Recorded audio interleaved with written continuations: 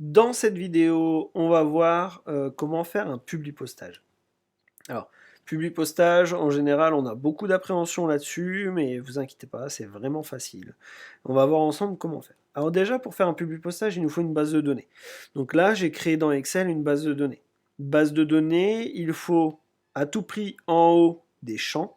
Donc ça veut dire le nom de vos champs, donc titre, nom, prénom, ville, identifiant, mot de passe. Moi j'ai fait ça pour ce cas-là. Après, bien sûr, ça va dépendre de vous. Peut-être ici, il y aura numéro carte vitale, attestation, ou peu importe. Ça peut être tout, n'importe quoi, homme, femme, genre, enfin, vraiment, ça ne se limite pas à ces identifiants-là. D'accord? Donc, il nous faut à tout prix les intitulés de nos champs, et ici, c'est ce qu'on appelle des entrées. Donc, par exemple, il y a une entrée, c'est Madame Desmarques Caroline, qui vit dans la ville de Dunkerque. Son identifiant, c'est celui-là, et le mot de passe, c'est ça. Donc, pour chaque personne, on aura toute une ligne qui lui est attribuée en fonction des champs. Je l'enregistre, donc de manière classique. Je l'ai appelé BDD pour me retrouver facilement. BDD qui signifie base de données. Et donc maintenant, ce que je vais faire, c'est que je vais fermer ça, et je vais me rendre sur mon document Word. Première chose pour faire un publipostage, je vous laisse deviner, on va aller dans publipostage. Tout est grisé ici, donc déjà ça fait peur, on peut cliquer sur rien, à part sur ce qu'il y a ici. Nous, ce qu'on va faire, c'est qu'on va ajouter des destinataires à notre publipostage. Donc on va faire sélectionner des destinataires, et on va utiliser une liste qui existe déjà. D'accord? Dans la liste qui existe déjà, on la retrouve, donc BDD, et je l'ouvre. Il me demande si je veux l'ouvrir, je dis oui, je veux l'ouvrir, ou sinon j'aurais pas cliqué dessus. Donc voilà, ça me met un petit peu de temps. Et ici, il me dit, on a trouvé dans le fichier cette feuille-là. Est-ce que cela correspond? On va dire oui. À partir de maintenant, filtrer les destinataires, sélectionner des destinataires, blablabla. Ici, tout a commencé à s'afficher. Donc j'ai déjà pré-rempli une sorte de lettre avec ici mon intitulé que je vais laisser comme ça. Par contre ici ça va être un champ qui va être variable. On a le titre, donc on va devoir mettre le titre de la personne, son nom, son prénom, la ville. Objet, je marquais juste identifiant et mot de passe. Et ensuite, ici on a cher, titre. Nous vous faisons part de cette lettre dans le but. Donc on a des champs qui vont devoir être remplacés par ce qu'il se trouve dans notre base de données. Donc, on va commencer à gérer ça. Donc je me mets à l'endroit où on doit faire nos modifications, et ici on nous demande de mettre le titre, le nom, le prénom. Alors ça je vais enlever plus tard, pour l'instant je vais le garder, car j'ai besoin de ça pour m'aiguiller. Alors pour faire ceci, comment on va procéder?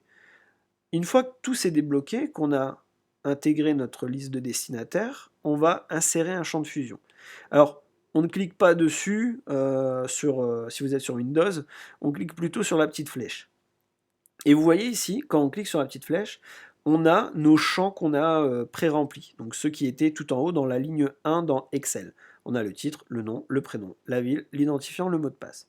Donc je vous laisse deviner, on nous demande de mettre le titre, le nom et le prénom. Qu'est-ce que je vais faire? Titre. Et vous voyez, quand on insère un champ de fusion, déjà si je clique en plein milieu, on voit qu'il est grisé parce que c'est une entièreté. C'est un petit bout de code qu'ils ont rajouté qui a le nom titre. On se met à côté, on insère un autre champ de fusion, le nom, on insère un autre champ de fusion, le prénom. Maintenant, je vais enlever ce qui est en trop. Hop, voilà. Alors, pour savoir si ça a bien fonctionné et pour avoir un aperçu déjà de ce que cela donne, on peut aller dans aperçu des résultats. Si je clique sur aperçu des résultats, on voit que ça se modifie en fonction de ce qui se trouve dans notre base de données. Donc le premier lien, le premier contact, la première entrée, c'était Madame Desmarques Caroline. Maintenant, on voit qu'il n'y a pas d'espace. C'est embêtant. Donc du coup, on va enlever l'aperçu des résultats, on va se mettre à la fin de titre, et on va faire un espace. À la fin de nom, on va faire un espace. Je refais mon aperçu. Déjà, c'est un peu plus convenable. Je vous l'accorde. Maintenant, ici, on a des flèches. Donc si je fais sur la flèche normale, on va passer au contact suivant. Si je fais encore la flèche suivante, on passe au prochain. Et si je fais la flèche là, on va directement à la fin ou au début de notre publipostage. Donc je vais continuer, je vais enlever mon aperçu des résultats, ville, je vais le sélectionner, et je vais insérer à la place ville. J'aurais pas dû procéder comme ça, parce que j'ai enlevé en même temps le retour à la ligne. Donc ville.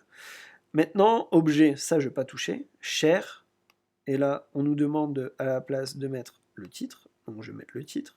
Nous faisons part de cette lettre dans le but de vous attribuer vos identifiants. Donc ici, identifiant, je vais le modifier par le vrai identifiant. Ainsi que de votre mot de passe. Je prends mot de passe et je mets le vrai mot de passe. Vous en souhaitant bonne réception, je vous prie d'agréer. Et donc du coup ici on va tout enlever. Ça va être donc le titre, un espace, le nom, un espace, le prénom et pas d'espace vu qu'on a après une virgule. Voilà. Donc on va voir à quoi ça ressemble. Je fais l'aperçu des résultats. Ici on a bien le nom de la personne avec le titre et son prénom. On a bien la ville dans laquelle elle habite. Chère madame, déjà ça va pas, parce que cher il n'est pas adapté au format qui est juste à côté. Donc, chère madame, blablabli, blablablou, identifiant, donc c'est bien ce qu'on avait convenu, ainsi que votre mot de passe, et c'est bien ce qu'on avait convenu. Je vous prie d'agréer madame Desmarques Caroline, mes salutations les plus sincères. Donc ça fonctionne. Mais, et il y a un petit mais, on est d'accord qu'en termes de personnalisation, le cher, ici, il est moyen. Alors, on pourrait régler ça en mettant cher comme ça, avec entre parenthèses le E. Mais moi, je serais d'avis à ce qu'on le fasse de manière automatique. Donc du coup, je supprime le cher, et ici, je vais insérer une règle. Une règle qui va dire que quand on voit apparaître madame, on va écrire cher au féminin. Sinon, on mettra cher au masculin, si ce n'est pas madame. Donc je vais aller dans mes règles, qui se trouvent juste à côté d'insérer un champ de fusion. Et on va faire une règle si, alors sinon. Il y a quasiment que ça qui sert. Et ici, vous voyez, on a les différents noms de champs. Donc par exemple, titre, nom, prénom, ville, identifiant, mot de passe. Nous, sur ce qu'on va s'appuyer, ça va être le titre. Parce que c'est là-dessus qu'on va pouvoir voir si c'est égal ou pas à madame. Donc, comparer. S'il est égal, on peut modifier, on va le laisser à égal. Donc si c'est écrit madame, et là il faudra bien respecter la casse, donc ça veut dire la majuscule et tout ça. Si c'est égal à madame, qu'est-ce qu'on va écrire? Eh bien on va lui dire d'écrire cher. Alors surtout ne faites pas de entrée, sinon ça vous fera un entrée dans votre texte ici, ce qui serait dommageable. Donc si c'est madame, on va écrire le mot cher, sinon on va écrire du coup le mot cher. Et oui, en effet, je vous apprends rien, on est soit un homme, soit une femme. Binaire, non binaire, pour l'instant, c'est pas encore déterminé, donc voilà. On va juste se limiter à ça, cher et cher. Maintenant, je vais insérer. Et ici, on voit que cher madame fonctionne. Attention, moment de vérité. C'est bon, c'est toujours une femme.